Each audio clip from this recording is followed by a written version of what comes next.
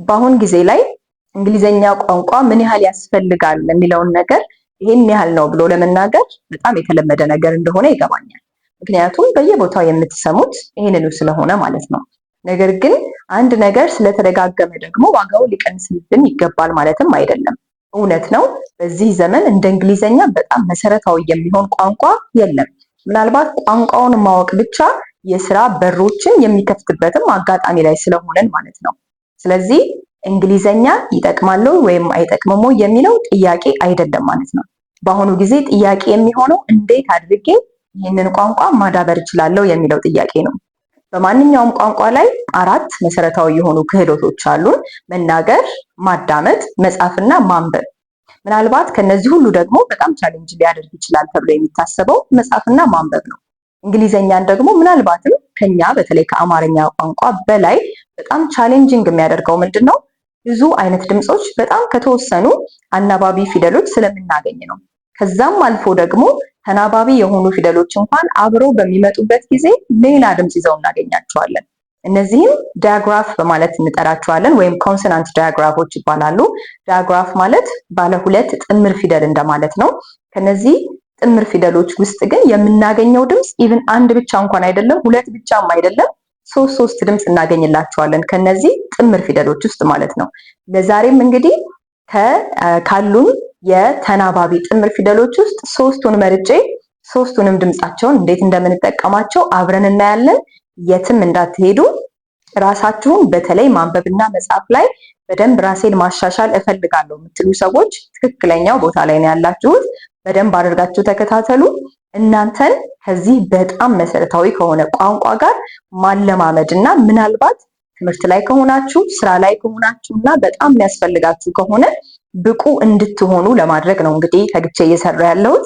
አሁንም ቢሆን ከኔ ጋር ቆዩ። ወደ ትምህርታችን እንሂድ።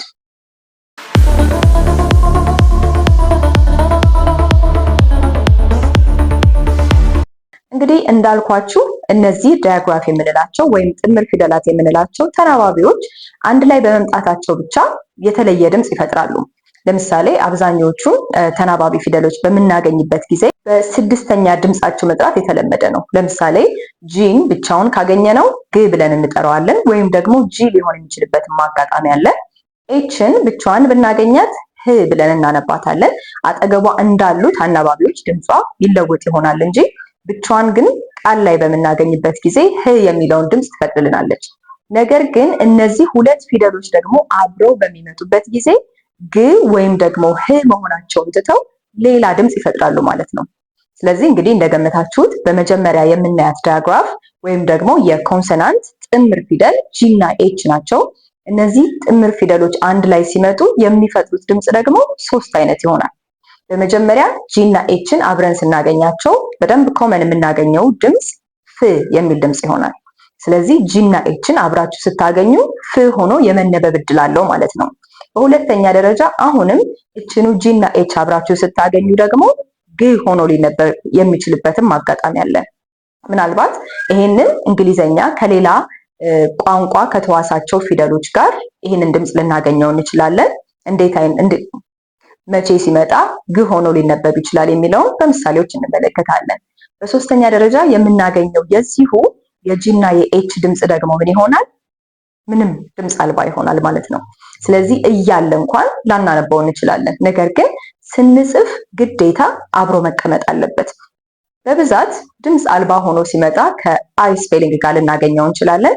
ያ ሲሆን ደግሞ የአይን ስፔሊንግ እንደ አይ እንድትነበብ ያደርጋታል፣ ወይም ደግሞ ሎንግ ቫውል ሳውንዷን እንድትጠቀም ያደርጋታል። ነገር ግን ከአይ ብቻ ጋር አይደለም የምናገኘው፣ ብዙ ቦታ ላይ አግኝተነው ድምጽ አልባ ሊሆንበትም የሚችልበት አጋጣሚ አለ ማለት ነው። ሁሉንም በምሳሌ ለማየት ያህል ከፍ ድምጽ እንጀምር።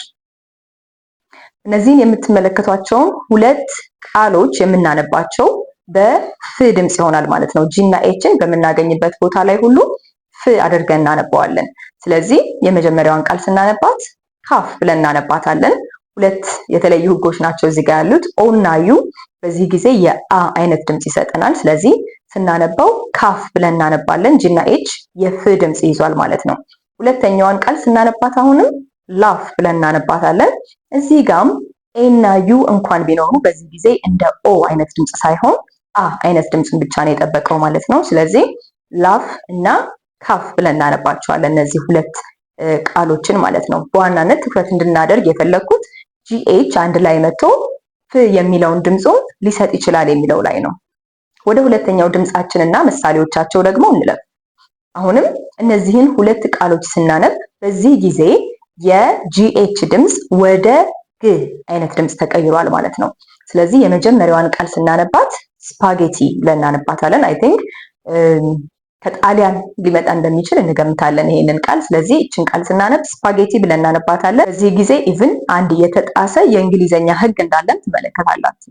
መጨረሻ ላይ አይ ስፔሊንግን እናገኛለን። ስለዚህ ይሄ ቃል ኦሪጂናሊ እንግሊዘኛ አይደለም ማለት ነው።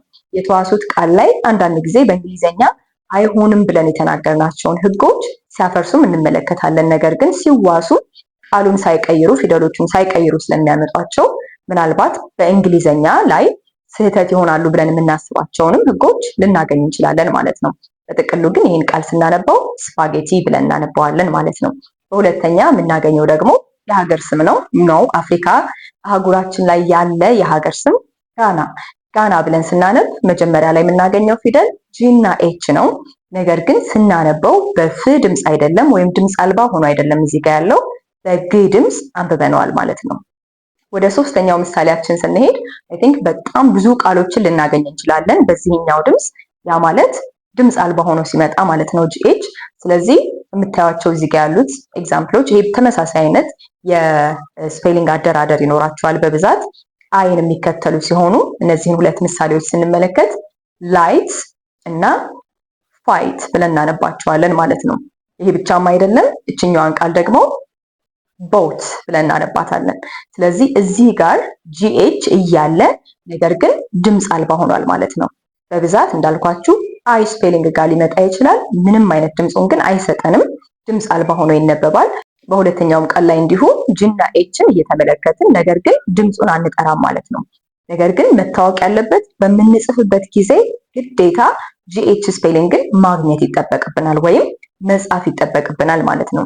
ሰው እንግዲህ እነዚህ የጂኤች ሶስት አይነት ድምፅ አወጣጦች ናቸው። በፍ ድምፅ፣ በግ ድምፅ እና ምንም ደግሞ ድምፅ ሳይሰጥ ወይም ድምፅ አልባ ሆኖ በሚመጣበት ጊዜ እንግዲህ እነዚህን ሶስት አይነት ድምፆችን እንጠብቃለን ማለት ነው።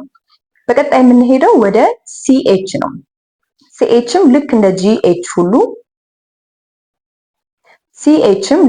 ጂኤች ሁሉ ሶስት አይነት ድምፆችን ትሰጠናለች። እዚህም ላይ እንግዲህ የተወሰኑ ልዩነቶች ይኖራሉ። ለምሳሌ መጀመሪያ ሲኤች አንድ ላይ ሲመጣ የምናገኘው ድምፅ ች አይነት ድምፅ ነው። ይህንን ድምፅ መቼ እናገኛለን? በብዛት ምንጩ ወይም የቃሉ ምንጭ እንግሊዘኛ ቃል ራሱ ሲሆን በቺ ድምፅ እናገኛቸዋለን። በሁለተኛነት ደግሞ ይህንኑ ድምፅ መልሰን በክ ድምፅ ልናገኘው እንችላለን። ብዙ ጊዜ ሳይንቲፊክ የሆኑ ቃሎች ወይም ከአርት ጋር የተገናኙ ቃሎች፣ ከጥበብ አይነት ነገሮች ጋር የተገናኙ ቃሎች ላይ ሲኤች እንደ ክ ሆኖ ሊመጣ ይችላል ማለት ነው።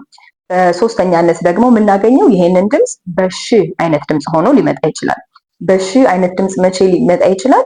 ምናልባት በብዛት የተዋሷቸው አይነት ቃሎች ሲሆኑ በሺ ድምፅ ልናገኛቸው እንችላለን። በብዛት ይሄንን ከፍሬንች የሚዋሷቸው አይነት ቃሎች ሲሆኑ በሺ ድምፆቹ ልናገኛቸው እንችላለን ማለት ነው። ስለዚህ ማንኛውም ቋንቋ ይዋሳል። በሚዋስበት ጊዜ ደግሞ በብዛት የራሳቸውን የሚሉበትን መንገድ ይዞ ለመምጣት ይሞክራል። በሁሉም ምሳሌ ለማየት ያህል በቺ ድምፅ መቼ እናገኛቸዋለን? እነዚህን ምሳሌዎች አሁንም እንመልከት። እነዚህን ሁለት ቃሎች ስናነባቸው እንዴት እናነባቸዋለን? ቼር እና ተች።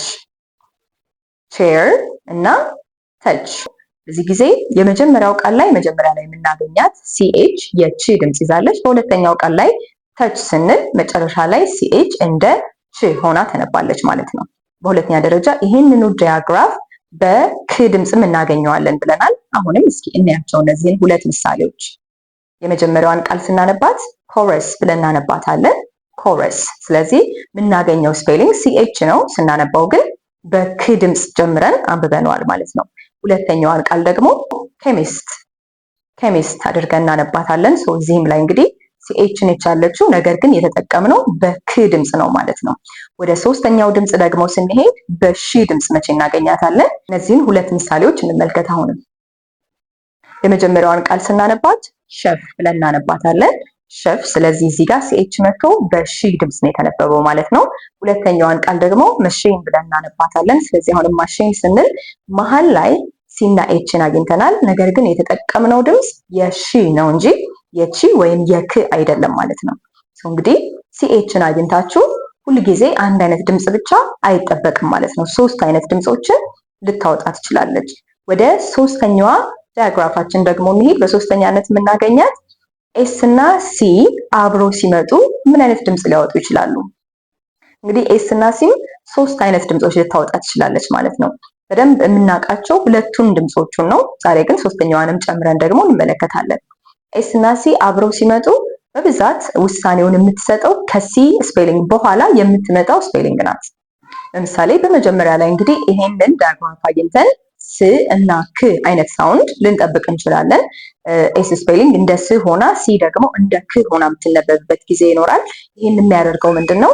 ከሲ ስፔሊንግ በኋላ የሚመጡት ቫውል ሌተሮች ምናልባት ኦ፣ ዩ ወይም ደግሞ ኤ የሚሆኑ ከሆነ ይህንን ድምፅ እንጠብቃለን እና ማንኛውም ኮንሶናንት ሌተር ከነዚህ ስፔሊንጎች በኋላ ሲመጣ ስ እና ክ አይነት ድምፅ እንጠብቃለን ማለት ነው። የክ ድምፅ ግን ቀጥሎ ባለው ቫውል ሌተር ድምፅ የሚወሰን ይሆናል። በሁለተኛ ደረጃነት ይሄው ስፔሊንግ አንድ ላይ መጥቶ ደግሞ የስ ድምፅ ብቻ ልናገኝ እንችላለን።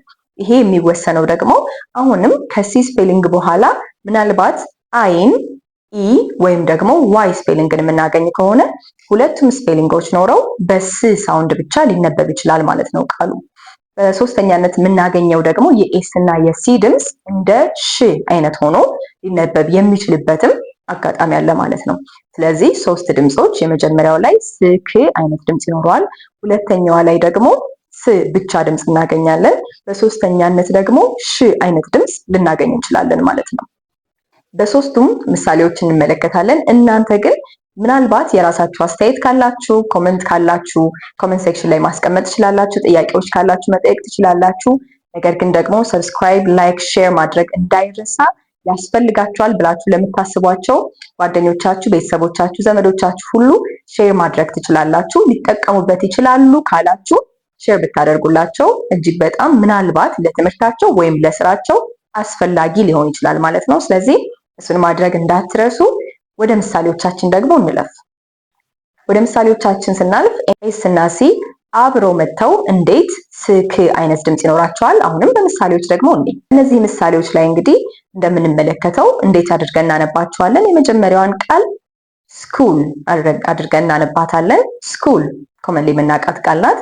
ሁለተኛ ላይ ደግሞ ስኬርስ ብለን እናነባዋለን። ይሄንን በዚህ ጊዜ እንግዲህ የምናገኘው ከኤስሲ በኋላ የመጀመሪያዋ ላይ ኤች አግኝተናል። ስለዚህ ኮንሶናንት ሌተር ሲሆን በክ ድምፅ ሲ ትነበባለች ማለት ነው። በቀጣዩ ቃል ደግሞ ኤ አግኝተናል ከሲ በኋላ። አሁንም ሲ እንደ ክ ሆና መነበብ ይኖርባታል ማለት ነው። በሁለተኛ ድምጿ ደግሞ ስ አድርገን እንዴት እናነባታለን? አሁንም ምሳሌዎችን እነዚህን ሁለት ቃሎች እንዴት አድርገን እናነባቸዋለን? የመጀመሪያዋን ስናነባት ሴንት ብለን እናነባታለን። በሁለተኛዋ ላይ ያለችውን ደግሞ ሳይንስ ብለን እናነባዋለን። ስለዚህ አሁን የስ ድምፅ ብቻ እንዲወጣ የወሰኑልን ከሲ ስፔሊንግ ቀጥሎ ያሉት ኢ ስፔሊንግ እና አይ ስፔሊንግ ናቸው ማለት ነው።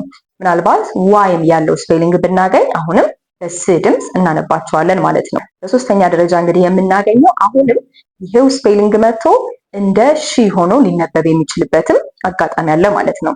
ለምሳሌ አሁንም ምሳሌዎችን በማየት እንጠቀም። የመጀመሪያዋን ቃል ምን ብለን እናነባታለን?